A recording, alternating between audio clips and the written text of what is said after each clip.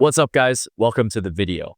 Today, we're going to go over my most important tips that if you're training like a hybrid athlete where you're blending strength and conditioning together, what are the most important tips that are going to help you build muscle mass? With hybrid training, we're trying to blend strength and conditioning together. Typically, that conditioning is going to be running. And a lot of times people think that when you run, you can't build muscle. But I promise you that you can. You just have to focus on these main points that we're going to talk about today. And I really want to help you come to the conclusion that you can run and you can build muscle at the same time, and you can focus on strength training and improving your health. Those two things can coexist in a program as long as you focus on the things that we're going to talk about today.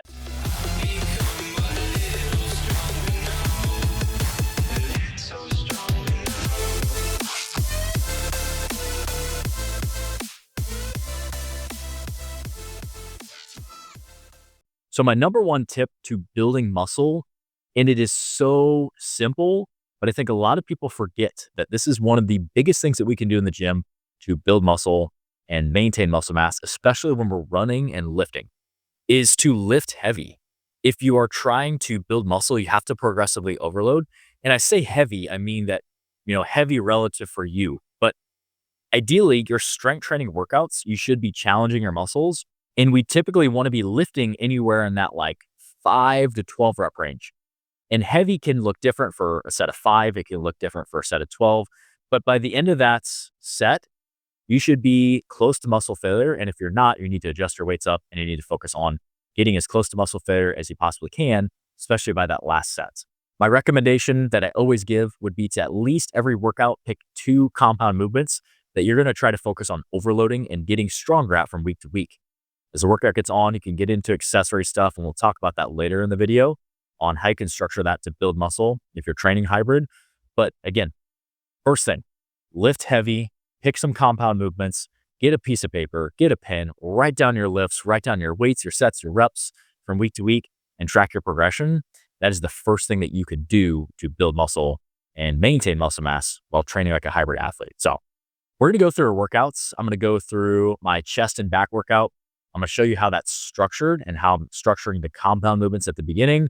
And then as the workout goes on, how do you structure isolation? How do you manage volume?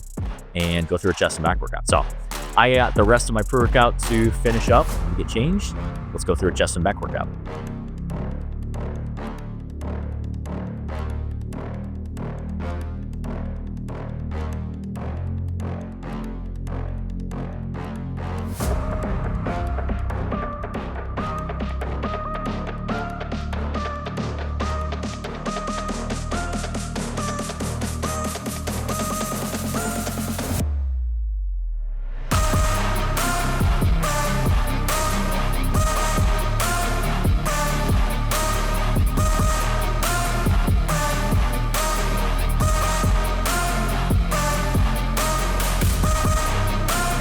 All right, so I am finishing up warming up, hit some warm-up sets. First exercise that we have is the dumbbell bench press. I recently got some 120s that I'm going to try to get 3 sets of 5 today. So that's going to be the goal. Last week, I got 5, 3, and 3. I was trying to shoot for 3 sets of 5, but it was also the first time that I took the 120s per spin. So we got a tall order today.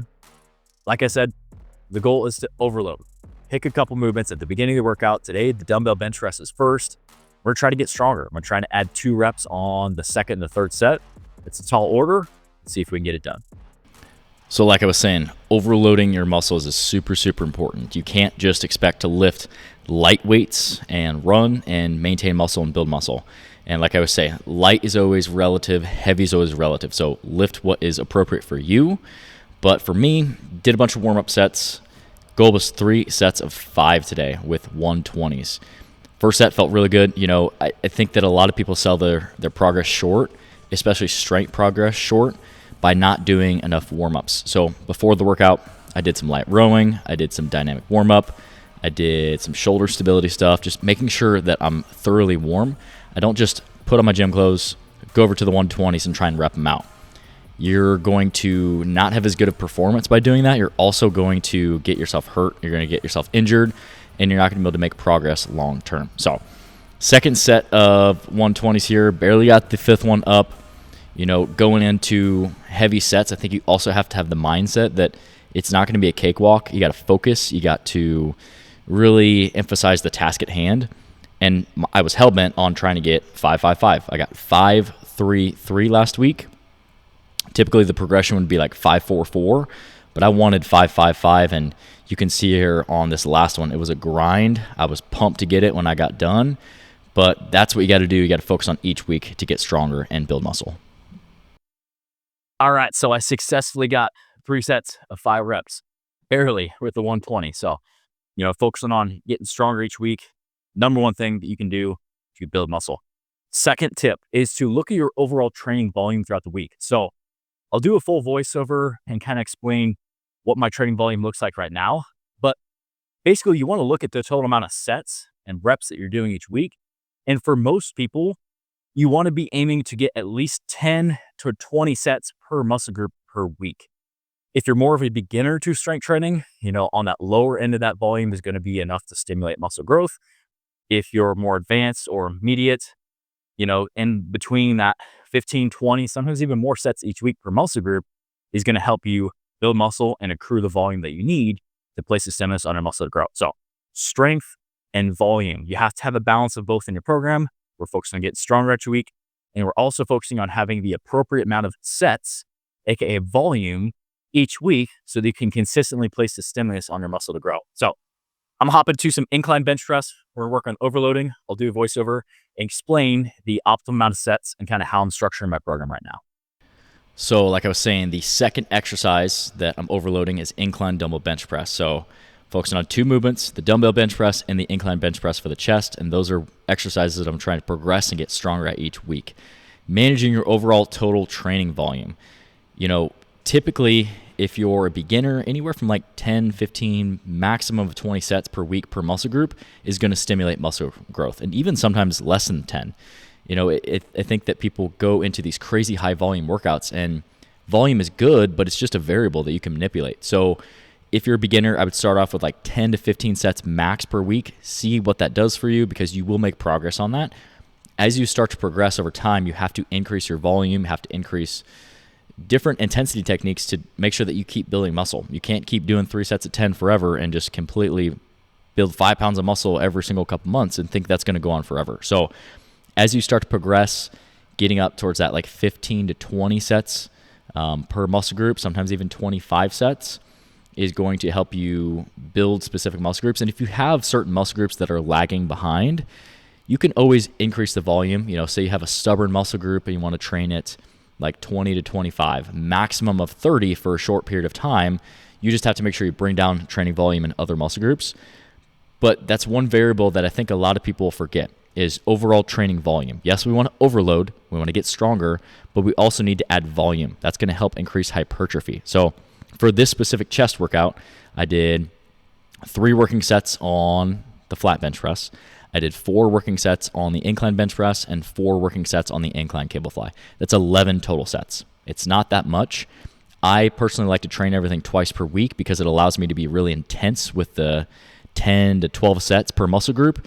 And then the second time I come in and I get 10 to 12 intense sets. And for me, I think that having that intensity is going to lead to better progress over time. And then going on to the back here, I did 4 sets of lat pull downs, 4 working sets. I did a couple warm-up sets first, keeping things heavy. After doing 4 sets of lat pull downs, going into 4 sets of single arm dumbbell rows. Again, those are the 2 on this specific workout that I'm trying to track and overload. Is the lat pull down is a more of a compound movement. You could also do pull-ups. That's perfectly fine.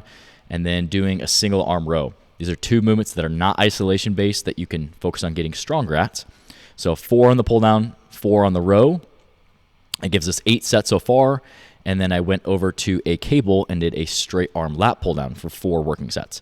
That gives us 12 total sets for the back. So overall, my training volume for most muscle groups right now is somewhere around that like 20 to 25 sets per week.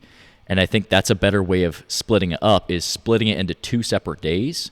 That way you can focus on being intense with every single set.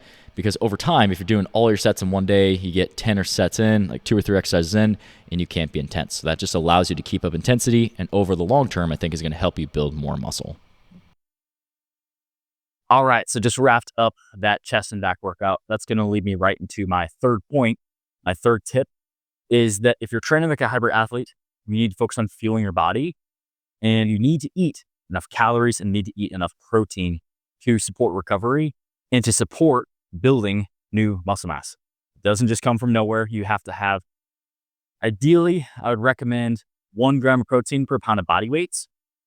If you can't get 1 gram to start off with, I'd try to aim for at least 0.8. So, for example, I'm 200 pounds.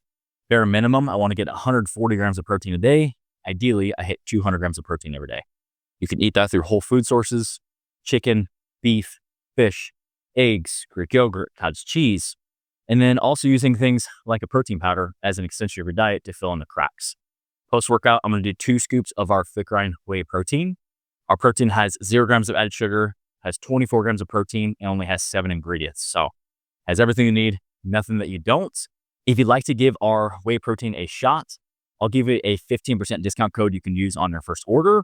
I'll leave the link in the comments and description below. Go head over to fitgrindformula.com and go check it out.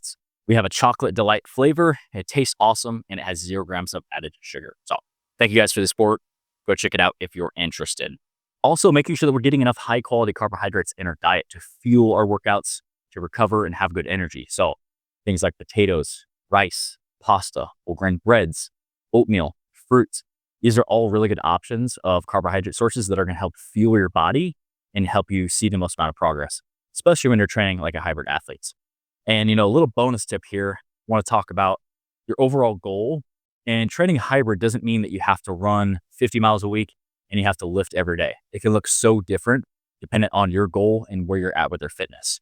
The main thing is I would select a goal, whether you would like to focus on building muscle and building strength, if you would like to sign up for a race, or if you want to even balance of both. But the main thing is find out where your goals are. And if your goal is to build strength and build muscle, and that's your number one priority, you might want to pull back on your overall running volume and your overall conditioning volume. I'm not saying completely eliminate it.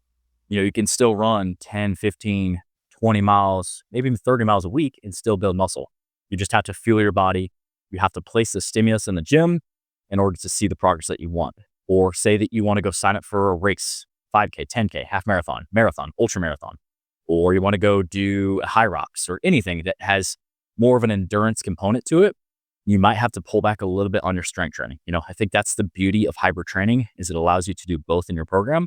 So I've talked about this in recent videos about my full program right now. I'm trying to build muscle. I'm trying to build strength. I'm still doing conditioning at least twice every week.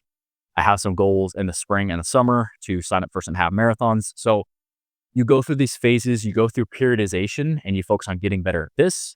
And then you focus on the next goal and the next goal. And that's what helps you make progress over time. But if your main goal is to build strength and build muscle, these are my top tips. I hope that this video helped you and gives you some insight onto what you need to do if you're looking to build muscle. If you have questions, I'd love to help you out any way that I can. Just let me know it on the comment section below. I'll leave a couple of the videos to watch on the screen here next. Thanks for tuning in, guys, and I'll see you guys in the next one.